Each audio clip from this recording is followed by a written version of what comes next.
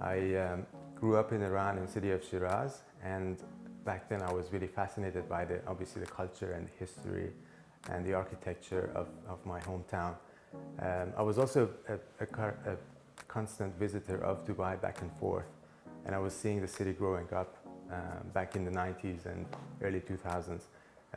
Ultimately, I became a resident of Dubai and started studying in the American University of Sharjah and started my career in architecture.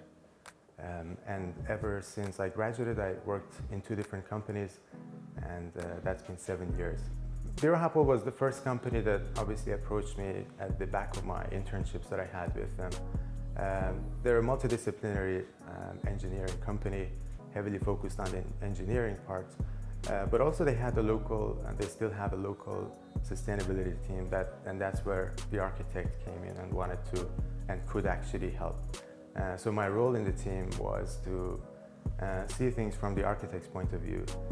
And obviously, it was a great experience for me personally, because I got exposure to so many of these big projects, prestigious projects regionally that Bira Happold was dealing with at the time, especially the Louvre in Abu Dhabi. I started working at RMJM in August of 2013. Ever since, I've had exposure to so many projects of different scales and different types of, and different locations, obviously.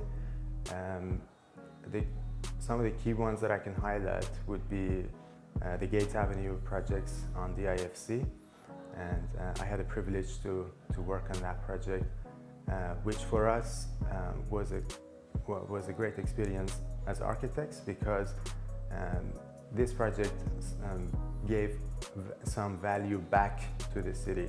Working at RMJM, we have the freedom to design and obviously connect the city with our proposals. So the project was the missing piece of the puzzle within the overall master plan of the IFC.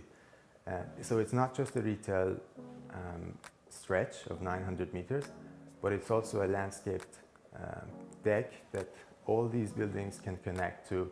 And my specific role on the job obviously was dealing with one of the buildings on that, which was the IFC Mosque, which is actually coming up very soon in 2019. So we're looking forward to see that being opened up. Another project that I can highlight is the Innovation Hub, which is in Dubai Media City.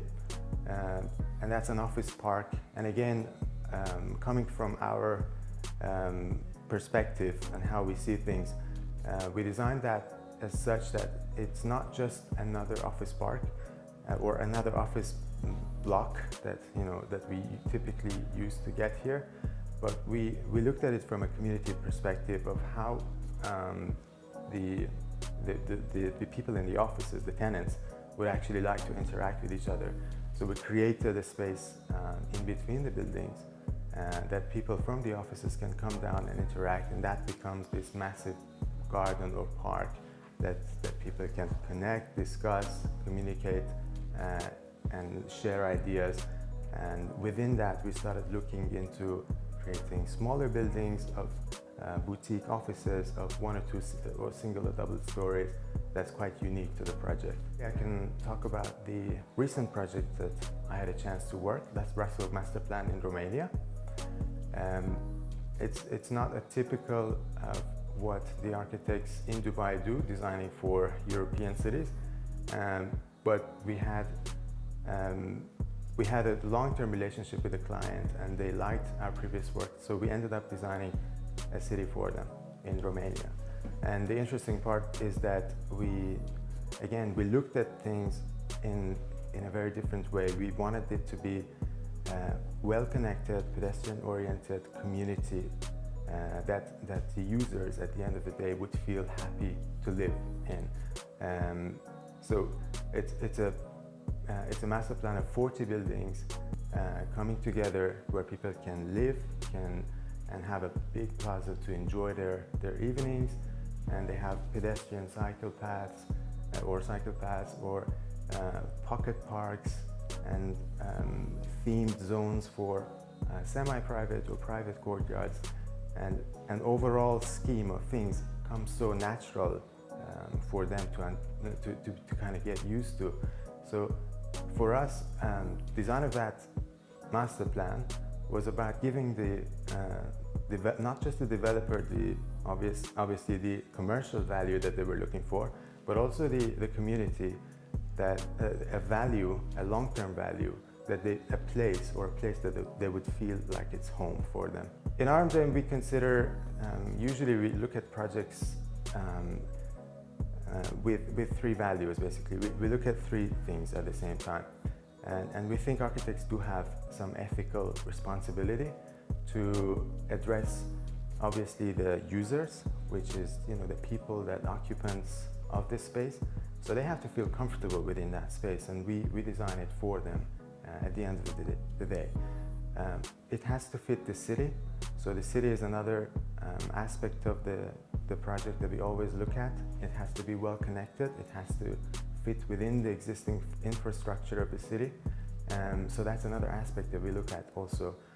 And the third element is obviously the developer, which the commercial value has to be realized. And for us as architects, the role is actually to balance these three together. And every project that we look at, depending on the scale, obviously, and the location, we try and balance these three things together. So that becomes, at the end of the day, for us, that becomes a successful project. We're not looking into a certain style of architecture or certain feel and look of things, but we benchmark things against that. And we tend to call success based on these values at the end of the day.